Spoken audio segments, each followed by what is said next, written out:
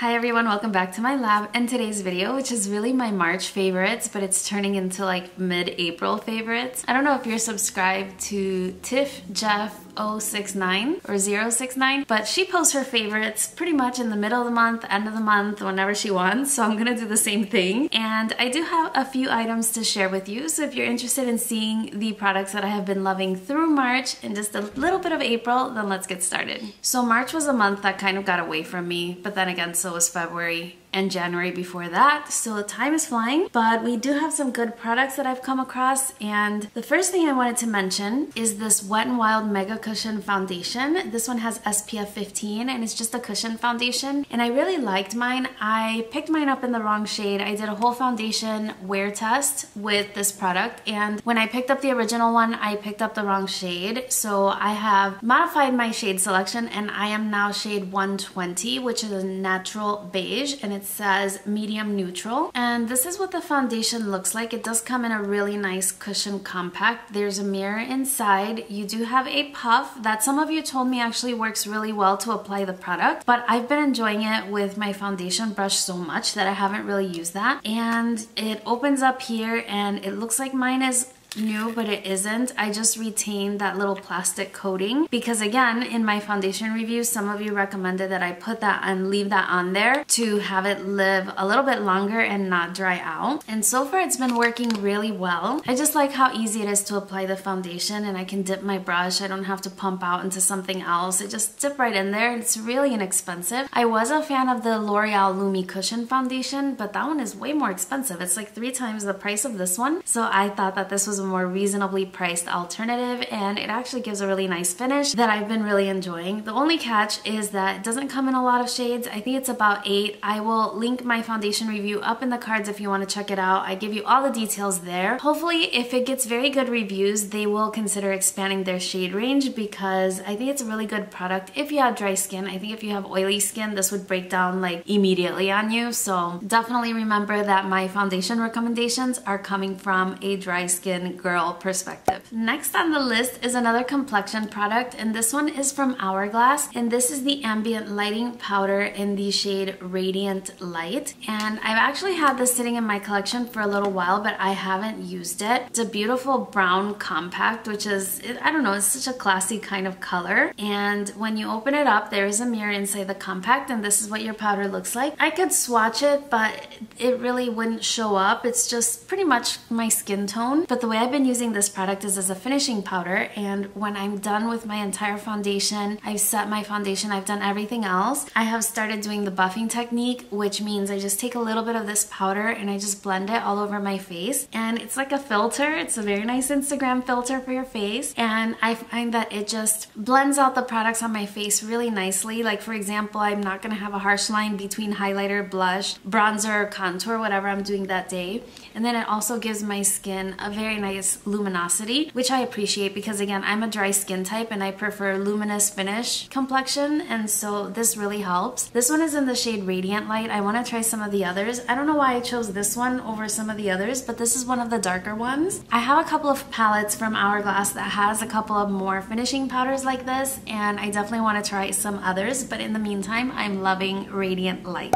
I may as well let you know how I apply that product, and I've been using this brush. This is one of the Soniaji brushes. This was from her second release, and this one is called the Face 1 brush, and this brush is so soft. And it's interesting because it's really soft, but it's also very dense. And the way I've been using it is I go ahead and dip it into the powder and I just buff all around my skin, and it just gives a really nice application. It blends everything so nice. It's very blurring, and I don't know, I didn't have any brush like this. I've had brushes that are used for that purpose. Like, for example, in the past I would use something like this. This is a MAC 182 brush, and it's just a little bit bigger, a little bit more round, and I didn't feel that I could comfortably get all over my face with it. I don't know, I just found it a little bit too big for the purpose that I wanted, and so I found that this one is actually working really well. I did a complete review of all of these brushes, which I will also link up in the cards if you want to check it out, and I have picked 3 favorites, this being the first one.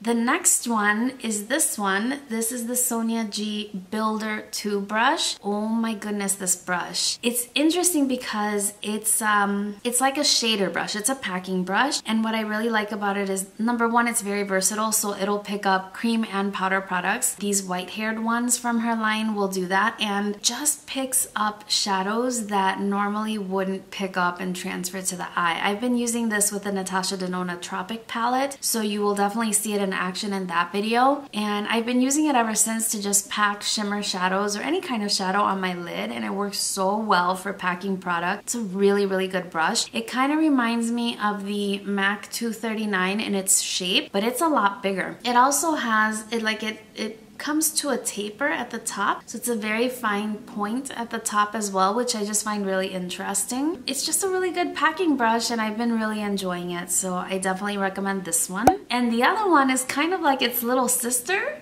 Similar in shape, but it's a lot smaller. This one is the Smudger 2 brush, and again, I selected the one with the white hair because it works for creams as well, and I've been really enjoying this for going underneath the lower lash line and doing detail work like in the inner corner or the brow bone highlight. I really enjoy small brushes because my eyes are really small, they're kind of deep set, and so brushes like this really help me out. Yeah, it just picks up product really well, and I don't have to worry about, you know, damaging it anyway if I use it near the lower lash line where my eyes get super watery. And so if the product gets a little wet, it doesn't really matter. Since this brush can be used for cream products as well, I don't worry so much about a watery lash line. So those were my 3 favorites from the entire set. I do like all of them, but if you were picking and choosing, these 3 are my recommendations. I have a couple more tools to mention. The first one is by Tarte, and it is this very reflective tool. This is a lash applicator tool, I believe it's what it's called. I'll link it in the description box if you want to check it out. And it's really just sort of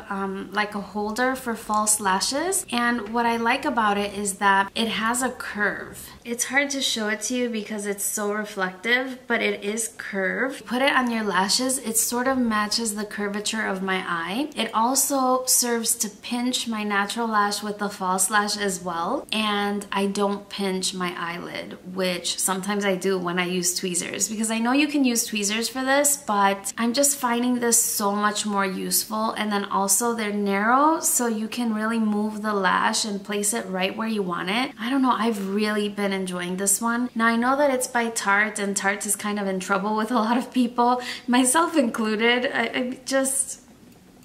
In any case, they do have a similar tool by Velour Lashes, and I bought it. It was on sale during the Ulta 21 Days of Beauty. I picked it up and I compared it, and it's not the same. Like, that one has a little comb at the bottom, which is handy, but if you have, you know, a lash comb, that's fine for that. The actual like applicator portion is a lot smaller and it's a little bit pointy. I have to play with it a little bit more, but for right now, my recommendation would be for this one from Tarte, and it really makes applying the false lashes a lot easier. And then also you can just like run a makeup wipe or a paper towel just across to make sure you don't have any lash glue, and it's a handy tool for applying false lashes. Really like that. While on the subject of false lashes, I may as well tell you about this one. I keep it in the little packet, but I have used it obviously, or I wouldn't be recommending it, but this is the Beauty So Clean, and it's called the False Eyelash Cleaning Kit. I have the Beauty So Clean like Express Brush Cleaner, which is just sort of a spot treatment for your brushes. But what I like about this one, it comes with 2 pieces, and the first thing is just in a spray bottle. And what you're supposed to do is you're supposed to spray your false lashes with this, and it basically just dissolves the glue. It's a little bit oily and a little bit slippery, so you want to do that like on the top of a paper towel, and you'll spray your eyelashes with this, and then you can use your tweezers or whatever else, or even this tool which has like a comb on one side, and you can comb out any lash glue or mascara, as well as this brush that's at the top of the tool. I found that I still go in with my tweezers and I sort of just pick out the lash glue, but I mean, this thing really dissolves the lash glue. I've used it on a lot of different lashes by now, and I haven't had any trouble with it damaging my lashes. And the reason why I mention that is because when I read the reviews for this product, some people said that it did damage their lashes, but I didn't experience that. I really like it. Before I used to get so frustrated cleaning my false lashes, and if they were cheapies, I was just just like throw them out, or I would leave them out on my desk to clean them later. And by the time I got back to it, like my cats had moved it to a place where it was never found. Now I just spray this on and I can clean them so easily. The lash glue like really comes off. I pick it off with some tweezers and it just comes off so easily. I really like it. The only catch is that because it's a little bit oily, you want to, once you clean off the glue from the lashes, you want to kind of wipe it down with a damp paper towel with water to just sort of get that oily residue off of it. Otherwise, when you go to reuse your lash, and you apply the lash glue, it kind of starts dissolving that new lash glue, which obviously is not what you want when you're about to apply the lashes. So just something to keep in mind. I don't know, I've been really enjoying it, and I'm wearing false lashes a lot more now since I can recycle them and I'm not throwing them out. That's just too wasteful. So it's just something to mention. It's not very expensive. I think it was about maybe $6. I will link it in the description box down below. I got mine at Sephora. I don't think they carry it in store, but they do definitely have it online. So if you're interested, that's something to check out. And moving right along, I have two eyeshadow palettes to mention. The first one I know is gonna come as a surprise to everyone who knows me as a colorful eyeshadow lover, but I did fall into the hype and I purchased the Soft Glam eyeshadow palette by Anastasia. In this palette, okay, it's neutrals, and yes, I own these shadows, especially in the Modern Renaissance palette. I already own those shadows, but there's just something about this palette in that it is easy. It's super easy to use. It gives you really beautiful looks, and it's an everyday appropriate palette. So it's something that you can use very quickly. You can use it for work, but you can also get really dramatic looks. I haven't tried a dramatic look with this one because when I go for dramatic, I'll go for colorful or brighter looks, but I have seen a lot of people create some really beautiful looks with this one, and the quality is definitely there. It's powdery. These are powdery shadows. So I don't know what the whole subculture drama, I mentioned that in my review of this palette as well. Anastasia's shadows are just powdery, but that makes them pigmented and easy to blend. So I don't have any complaints. I enjoy this one. I enjoy subculture as well. I have to say I like subculture more because it's just more inspiring. This, like I said, we all have these shades, but it is really nice to have them into one nice collection, one compact palette where it's easy to use, easy to travel with, and yeah, so this has been a favorite, and it's a surprising one. Another eyeshadow palette favorite comes from a rather controversial brand, which is Lime Crime, and I did an entire review on this palette as well, and I was so impressed. This palette reminds me a lot of the Huda Beauty formula. If you have the Desert Dusk palette, that's my cat. I have two cats and a dog, and so in the background of my videos you probably hear them just running about. As I was saying, I really think it reminds me a lot of the formula in the Desert Dusk palette, and that was one of my favorite palettes of the year last year, so I'm really enjoying this one. It's a little bit bulky. Here's what the shades look like, and these shadows are so beautiful. I did my favorite makeup look of last month using this palette in my review. I did include that look, and I have two looks in that review video if you want to check it out, but it's just beautiful. If you like those rosy tones, if you're not afraid of the rosy shadows, this is a beautiful palette, and the quality is really there. And I know that they had issues with their website, but this is available on Ulta Beauty. It's also available on Riley Rose, which is kind of a new makeup retailer. I just placed an order, maybe. But in any case, they have this one there as well. So there are alternative places from which you can purchase. It's a really good one if you liked it. I did have someone ask me if this was a dupe for the Jeffree Star Blood Sugar palette, another sort of controversial brand, but I have that palette right here, and I haven't used it because I just purchased it on the restock, but you tell me if you think that these are dupes. I'm still kind of answering that question myself. I think that they're definitely in the same color family. The reason why I'm having a hard time really determining if they're dupes or not is because the arrangement of the shadows is a little bit different. I feel that the Blood Sugar palette has a much more logical arrangement where you have your neutrals at the top, deepening shades at the bottom, and sort of pops of color in the middle. And for the Lime Crime one, the shades are kind of all over the place. But they are similar. I don't think you need both, so if you have a preferred brand or not at all, then I don't think it really matters. They're about the same price, although I know that the Blood Sugar palette is out of stock again. This one is still in stock, so that's all I want to say about these. I will definitely do a review on the Blood Sugar palette. If you're interested in seeing one, just let me know. I have reviewed this one and it is definitely 2 thumbs up in terms of quality. So that's what I had in terms of makeup. I do have a couple of lifestyle favorites to share with you. I know that you all have commented that you enjoy seeing my lifestyle favorites. So I have one here and the other one I'll have to insert a picture because you'll see. But here's the first one. It's kind of hard for me to show you, but it's a pair of jeans.